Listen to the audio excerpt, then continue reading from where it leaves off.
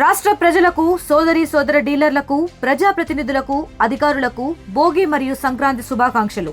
ఇట్లు మునగ గిరిజారావు, ఆంధ్రప్రదేశ్ చౌక దుకాణదారుల సంఘాలు సంక్షేమ సమాఖ్య అధ్యక్షుడు. ఆర్టీవీకి స్వాగతం. నేను మీ శ్రీనివాస్. పుణ్యక్షేత్రాలకు, పురాణాల్లో, చరిత్రలో, ఆలయాలకు కొదివేలేదు మన భారతదేశంలో. ఒక్కొక్క ప్రాంతంలో ఒక్కొక్క ప్రత్యేకతతోటి స్వయంగా వెలిసినటువంటి లింగాలు ఎన్నో, దేవాలయాలు మరెన్నో. నిత్యం ప్రజలకు దర్శనమిస్తూ వారి నుంచి పూజలు అందుకుంటూ వారి కోరికలు కూడా తీరుస్తున్నటువంటి పుణ్యక్షేత్రాలు మన భారతదేశంలో పెట్టింది పేరు. అందుకే మన హిందూ భారతదేశం అంటారు. ఇప్పుడు ఇటువంటి భారతదేశంలో అనేక ఆలయాలు చరిత్రలో నిలబడిపోయి ఉన్నాయి. స్వయంభూగా వెలిసినటువంటి కొన్ని ఆలయాల గురించి ఇప్పుడు మనం చెప్పుకుంటుంటే, మార్కాపురం జిల్లాలో ఉన్న గిద్దలూరులోని శ్రీ పాతాళ నాగేశ్వర స్వామి దేవాలయం ప్రత్యేకం. ఎందుకంటే ఈ ఆలయం పూర్తిగా కూడా రాతి కట్టడం. వేల సంవత్సరాల క్రితమే, అంటే చరిత్రలో ఇప్పటివరకు రాయలేదు కానీ సుమారు 2000 సంవత్సరాల క్రితమే ఈ ఆలయ నిర్మాణం జరిగిందని చెప్పేసి చరిత్రకారులు చెప్తున్న పరిస్థితి. ఇప్పుడు మనం విజువల్స్లో చూస్తున్నాం. ఇది పూర్తిగా కూడా రాతి కట్టడం. అంటే అది ఇప్పుడు కట్టింది కాదు. ఇక్కడ శాసనాలను బట్టి చూస్తున్నట్టయితే మనకి ఇక్కడ అర్థమవుతుంది ఇది ఎంత ప్రాచీనమైనదో. ఇక్కడ గతంలో అనేక మంది, అంటే వీరబ్రహ్మేంద్రుడు, అంటే మనం భవిష్యత్ అని చెప్పినటువంటి వ్యక్తి వీరబ్రహ్మేంద్రుడు ఇక్కడికి వచ్చి పూజలు కూడా నిర్వహించారని చెప్పేసి చరిత్రకారులు అయితే చెప్తున్న పరిస్థితి. ఇప్పటికీ ఈ ప్రాంతంలో మనం విజువల్స్లో చూస్తున్న విధంగా శాసనాలు కూడా మనకి దర్శనమిస్తుంటాయి. ఈ శాసనాలను చదవటం కూడా అంత సులువు కాని పరిస్థితి. ఎందుకంటే ఈ రాతి శాసనాలను ఇప్పటికీ కూడా అధ్యయనం చేస్తున్న పరిస్థితి. ఎందుకంటే ఈ ఆలయ చరిత్ర మొత్తం కూడా ఈ రాతి శాసనాల ద్వారానే ప్రజలకు తెలిసే విధంగా కూడా ఇక్కడ ఏర్పాట్లు కూడా చేయడం జరిగింది. ఈ ఆలయం యొక్క ప్రాముఖ్యత చెప్పుకున్నట్టయితే సుమారు 25 అడుగుల లోతులో కింద, అంటే సుమారు పాతాళంలో శివుడు దర్శనమిస్తూ ఉంటాడు. స్వయంగా వెలిసినటువంటి ఈ ప్రాంతంలో శివలింగం ప్రత్యేకమైన ఆకర్షణగా చెప్పుకోవచ్చు. ఎందుకంటే శివరాత్రికి ఇక్కడ శివుడు దర్శనమిచ్చే తీరు ప్రజలు కాదు, యావత్ భారతదేశం ఈ దేవాలయం వైపు చూసే పరిస్థితి. ఎందుకంటే నేరుగా దేవతలే శివుడికి అభిషేకం చేసిన విధంగా ఆ ఒక్కరోజే శివలింగానికి చెమ్మ వస్తూ ప్రజలకి, భక్తులకి దర్శనమిస్తున్న పరిస్థితి. ఇటువంటి ప్రాచీన దేవాలయం గురించి మరిన్ని వివరాలు ఆర్టీవీ ద్వారా తెలిపే ప్రయత్నం అయితే ఇప్పుడు మేము చేస్తాం.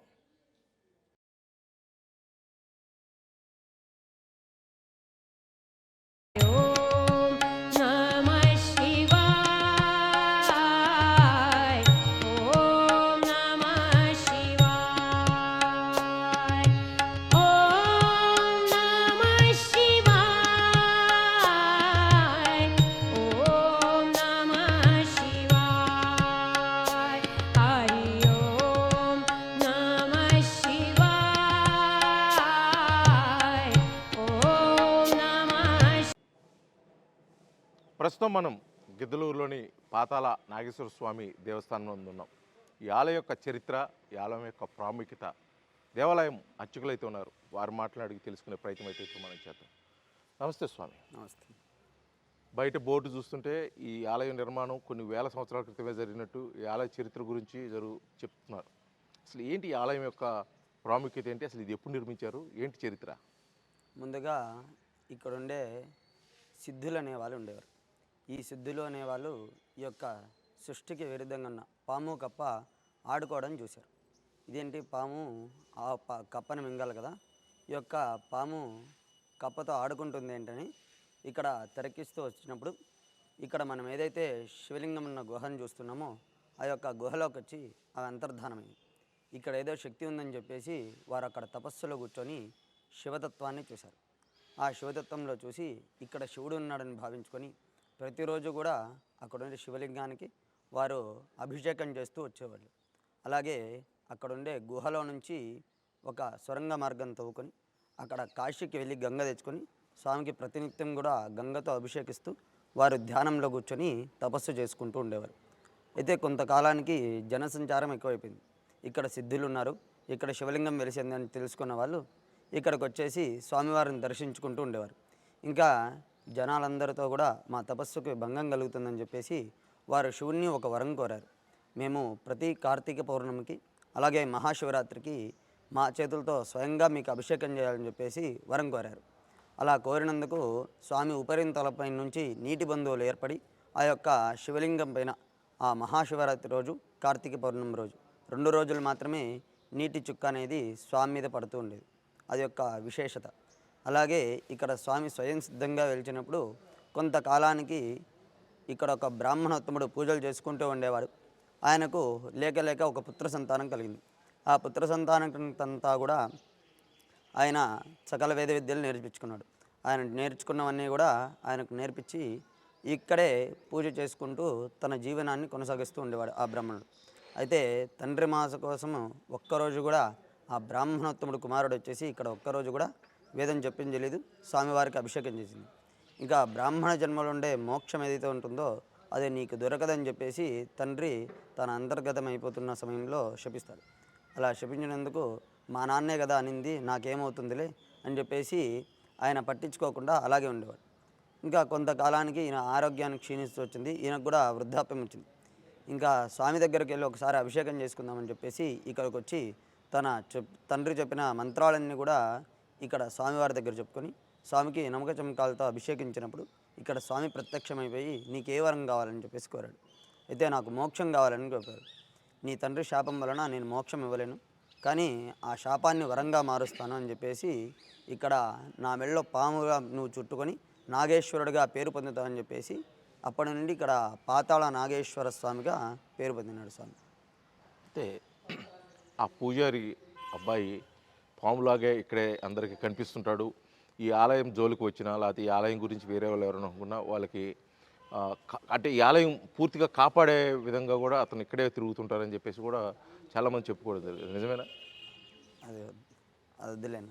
సరే, ఈ ఇంత ప్రాచీనం ఉన్న ఈ దేవస్థానంలో పోతులూరు వీరబ్రహ్మేంద్ర స్వామి ఇక్కడికి వచ్చి పూజలు నిర్వహించారని, ఇక్కడ ధ్యానం చేశారని కూడా చరిత్ర చెప్తుంది. ఇక్కడ ముందు వచ్చేసి స్వామి పాతాళంలో ఉంటాడు కాబట్టి స్వామి అంతా కూడా మనకు దక్షిణానికి ఉంటాడు. దక్షిణామూర్తిగా ఇక్కడ పేరు పొందినాడు స్వామి. ఈ దక్షిణామూర్తిగా పేరు పొందిన ఆయనకు దక్షిణానికి ఏదైతే శివలింగం ఉంటుందో అక్కడ ఉగ్రం ఉంటుందన్నమాట. అందుకని ఊరు పెరగడం ఇక్కడి నుంచే మొదలైందని చెప్పేసి ఆ యొక్క బ్రహ్మేంద్ర స్వామి వీరబ్రహ్మేంద్ర స్వామి వచ్చేసి ఇక్కడ స్వామివారికి అభిషేకించిన తర్వాత ఈ భీమలింగం అనేది ప్రతిష్టాపన చేయడం జరిగింది. ఆ యొక్క భీమలింగం ప్రతిష్టాపన తర్వాత ఊరు మొత్తం కూడా ఇటువైపు నుంచి కూడా ఈ యొక్క ఊరు ప్రారంభం అంతా కూడా ఇక్కడి నుంచే మొదలైందని చెప్పేసి ఇక్కడ శిలాశాసనాలు చెప్తున్నాయి. అంటే ఇక్కడ ఉండే మనకు నంది కానీ ధ్వజస్తంభం కానీ రాజగోపురం కానీ అంతా కూడా ఈ యొక్క భీమలింగానికి ఉంటాయి. దక్షిణామూర్తికి అనేవి కూడా ఏవి ఉండవు అనమాట. అలాగా స్వామివారు అభిషేకించిన తర్వాత భీమలింగంతో పాటు ఊరిలోకి వెళ్తారని చెప్పేసి ఈ యొక్క భీమలింగం ప్రతిష్టాపన జరిగి ఇక్కడ నుంచి కూడా ఊరు మొదలైంది. అయితే ఈ ఆలయం పుట్టిన దగ్గర నుంచి ఇప్పటి వరకు కూడా ప్రాముఖ్యంగా ఇక్కడ ఏమేమి కార్యక్రమాలు జరుగుతాయి, అంటే ఎటువంటి పూజలు నిర్వహిస్తారు, ఏదన్నా ఉత్సవాలు కానీ ఇప్పుడు ఏమైనా చేస్తుంటారు? ఇక్కడ 30 రోజులు కార్తీక మాసం జరుగుతుంది. ఆ కార్తీక మాసంలో పౌర్ణమి, అలాగే 4 సోమవారాలు, ఏకాదశులు, ముక్కోటి సోమవారం ఇవన్నీ కూడా విశేషంగా జరుగుతుంటాయి. అలాగే మహాశివరాత్రి ఇవన్నీ కూడా అమ్మవారికి శాకాంబరిదేవి అలంకారము ఆషాఢ మాసంలో ఇటువంటి కార్యక్రమాలు కూడా ఎంతో వైభవంగా జరుగుతూ ఉంటాయి. ఇక్కడ భక్తులు ఎక్కడి నుంచి వస్తుంటారు, ఎలాగా? ఇక్కడ ఈ యొక్క సోషల్ మీడియా ఇవన్నీ వచ్చేసినప్పటి నుంచి కూడా చాలామంది చాలా దూరం నుంచి వచ్చి స్వామివారిని అభిషేకించుకొని స్వామివారిని దర్శించుకోవడం జరుగుతుంది. చాలామందికి కాలసర్ప దోషాలు అయితేనేమి, కుజగ్రహ దోషాలు అయితేనేమి, వివాహానికి సంబంధించిన దోషాలు అయితేనేమి ఇక్కడ స్వామివారికి అభిషేకం చేయడంతో తొలగిపోతాయని చెప్పేసి చాలా ప్రగాఢ నమ్మకంగా భక్తులందరూ కూడా నమ్ముతుంటారు. ఎప్పుడు ఎవరైనా భక్తులు ఇక్కడికి వచ్చి దర్శించుకున్న తర్వాత వాళ్ళకి మంచి జరిగిందని చెప్పేసి వచ్చి మళ్ళీ దర్శించుకొని మీకు చెప్పడం కానీ అలాగే ఎవరైనా చేశారు? పూర్వకాలంలో ఇక్కడ ఇంత వైభవంగా గుడి లేనప్పుడు ఇక్కడ ఉండే కాలేజు వాళ్ళందరూ కూడా ఇక్కడికి వచ్చి చదువుకొని ఇక్కడే ఎగ్జామ్స్కి ప్రిపేర్ అయ్యి ఎగ్జామ్ రాసి వచ్చిన తర్వాత స్వామి నేను ఇక్కడ చదువుకోవడం ద్వారా స్వామివారిని దర్శించుకోవడం ద్వారా స్వామివారికి పూజలు చేయించడం ద్వారా నాకు ఉద్యోగం వచ్చిందని చెప్పేసి పురాణ కాలంలో చాలామంది చెప్పుకోవచ్చారు. ఇప్పటికీ వాళ్ళందరూ కూడా దేవాలయానికి వస్తూ ఉంటారు. ఈ చరిత్రలో ఇప్పుడు మనము ఇక్కడ రాసిన శాసనాలు బట్టి రాసిన వ్రాతలు బట్టి చూస్తుంటే గతంలో సిద్ధుల చేత నిర్మించబడిన ఈ దేవాలయం అంటే స్వయంగా వెలిసిన కాలక్రమేణా ఈ సిద్ధలూరుగా ఉండేది ఇప్పుడు గిద్దలూరుగా మారింది అంటారు. వాస్తవేనా? ఖచ్చితంగా వాస్తవం. ఎలాగా? అంటే అంటే ఇంతకుముందు ఇక్కడ సిద్ధులు ఉండేవాళ్ళు, పలకడంలో సిద్ధులు అని కాస్త గిద్దలూరుగా మారింది.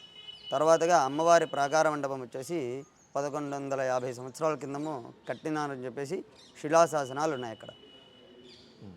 ఇప్పుడు ఇంత ప్రాచీన దేవాలయం కదా, ఎప్పుడన్నా పురావస్తు శాఖ వాళ్ళు రావటం కానీ, ఏదైనా ఎండోమెంట్ డిపార్ట్మెంట్ వాళ్ళు రావటం కానీ, దీన్ని పరిశీలించడం కానీ ఇలా చేశారా?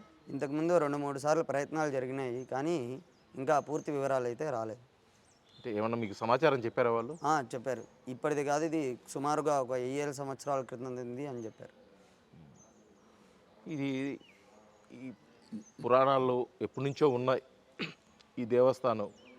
చరిత్ర తెలిసిన వాళ్ళు ఇక్కడ ఏదో సగిలేరు వాగుకి పక్కనే ఉంది కాబట్టి అప్పుడు సిద్ధులు నిర్మించే టైంలో ఇక్కడ కొంత సంపదని పెట్టేసి ఇక్కడ వెళ్ళారు, ఇక్కడ గుప్త నిధులు కూడా ఉన్నాయని చెప్పేసి ఒక ప్రచారం అయితే కూడా నడిచింది. అవన్నీ మాటలే, కానీ మేము కూడా ఎప్పుడూ చూడలేదు. ఇంత జరిగినప్పుడు కూడా ఎప్పుడు కూడా మాకేది కనబడలేదు, కానీ ఉండొచ్చని మా నమ్మకం. ఎప్పుడన్నా ఆ ప్రయత్నాలు ఎప్పుడన్నా తెలుసుకోవాలని కానీ ఎప్పుడన్నా జరగటం జరిగిందా? ఇప్పటిదాకా ఏది జరగలేదు, జరగదని.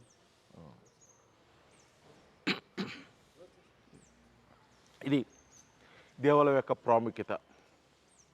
గిద్దలూరులో స్వయంభుగా వెలిసినటువంటి పాతాళ నాగస్వామి దేవస్థానం. గతంలో ఇక్కడ సిద్ధులు ఉండేవాళ్ళు, ఆ సిద్ధులు నిర్మించిన ఈ దేవస్థానంలో స్వయంభుగా వెలిసినటువంటి శివలింగానికి నిత్యం పూజలు చేస్తూ అభిషేకం చేసేవాళ్ళు.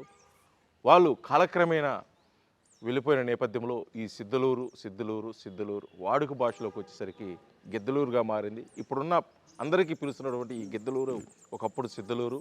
పూర్తిగా కూడా ఈ దేవాలయం గురించే ఈ గిద్దలూరు ఏర్పడిందని చెప్పేసి కూడా ఇక్కడ అర్చకులు తెలియజేసిన పరిస్థితి. ఇంత ప్రాచీనమైన దేవాలయం గురించి ప్రపంచానికి తెలియాల్సిన ఆవశ్యకత ఎంతో ఉంది.